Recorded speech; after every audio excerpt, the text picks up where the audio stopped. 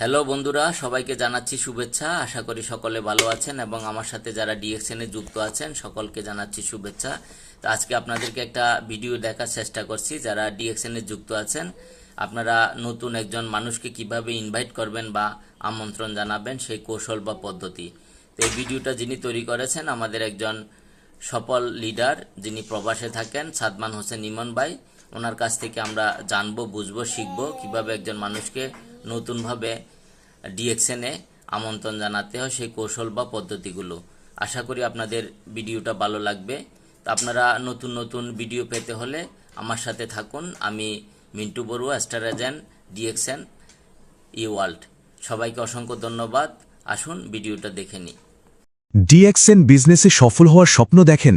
তাহলে শুনুন, সাদমান হোসেন ইমন বলছেন, আসল রহস্য কিন্তু একটাই। আর আজকের এই বিশেষ পর্বে আমরা সেই একটা স্কিল মানে ইনভাইট বা আমন্ত্রণ জানানোর কৌশলটাকেই একেবারে ভেতর থেকে জানব। তো কি থাকছে এই আলোচনায়? আমরা মোট 6টা জিনিস দেখব। ইনভাইট কেন জরুরি, তার আগের প্রস্তুতি কেমন হওয়া উচিত, সঠিক পদ্ধতিটা কি, আর কেউ যদি না বলে তখন কি করতে হবে, সবকিছুই জানব ধাপে ধাপে। চলুন শুরু করা যাক।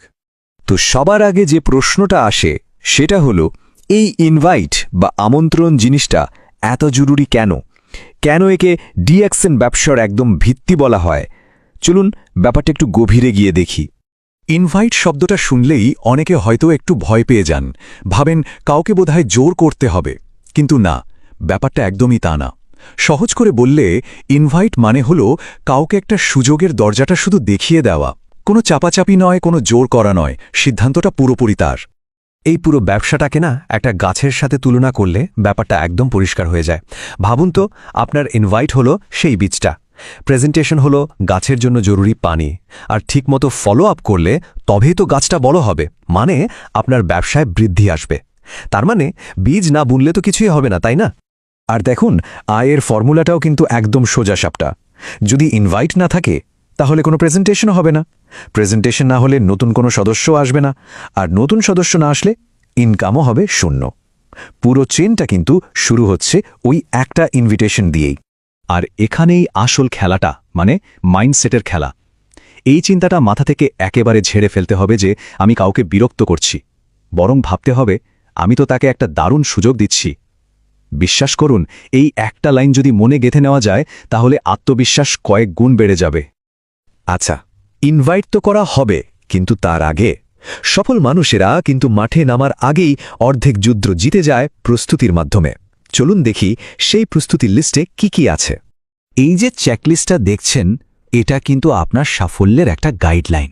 নিজের মানসিকতা ঠিক করা থেকে শুরু করে একটা লক্ষ্য ঠিক করা, কাদেরকে বলবেন তার একটা লিস্ট বানানো, ডিএক্সএন সম্পর্কে বেসিক ধারণা রাখা, এমনকি নিজের অনলাইন প্রোফাইলটাকেও একটু গুছিয়ে রাখা, এই প্রত্যেকটা ছোট ছোট কাজ আপনাকে অনেক বেশি আত্মবিশ্বাসী করে তুলবে।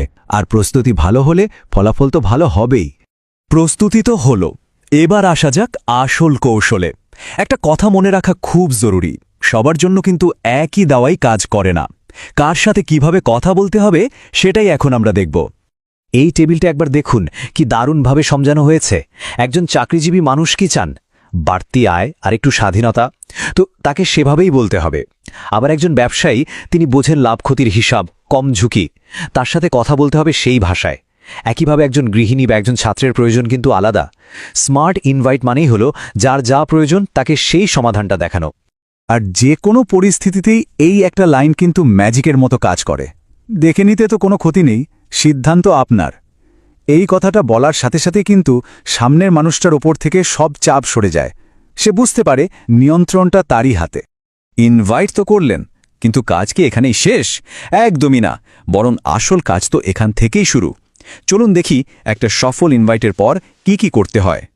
এখানে একটা খুবই পাওয়ারফুল টেকনিক শেয়ার করা হয়েছে। আমরা অনেকেই জিজ্ঞেস করি কখন ফ্রি আছেন। এটা একটা বিরাট ভুল, কারণ এটা একটা খোলা প্রশ্ন। এর বদলে দুটো নির্দিষ্ট অপশন দিন, যেমন আজ রাত 9টা নাকি কাল বিকেল 3টা। এতে সামনের মানুষটার জন্য সিদ্ধান্ত নেওয়া সহজ হয়ে যায়, আর মিটিংটা হওয়ার সম্ভাবনা অনেক বেড়ে যায়। পুরো প্রক্রিয়াটা দেখুন, কি দারুণভাবে সাজানো। প্রথমে 2 অপশন টেকনিক দিয়ে সময় ঠিক করা, তারপর মিটিংয়ের আগে একটা রিমাইন্ডার দেওয়া, কথা শুরু করার আগে একটু ওয়ার্ম আপ করা, আর তারপর অনুমতি নিয়ে সহজভাবে আইডিয়াটা শেয়ার করা, শেষে একটা প্রশ্ন দিয়ে শেষ করা। পুরো জিনিসটা যখন এত পেশাদারভাবে করা হয় তখন যে কেউ ব্যাপারটাকে গুরুত্ব দিতে বাধ্য। এতক্ষণ তো আমরা দেখলাম কি করতে হবে। এবার চলুন দেখি কোন ভুলগুলো একেবারেই করা যাবে না, কারণ অনেক সময় একটা ছোট ভুলই কিন্তু পুরো পরিশ্রমটাকে নষ্ট করে দেয়। এই ভুলগুলো খুব কমন, যেমন ইনভাইট করার সময়ই সব কথা বলে দেওয়া, কাউকে জোর করা বা তর্কে জড়িয়ে পড়া।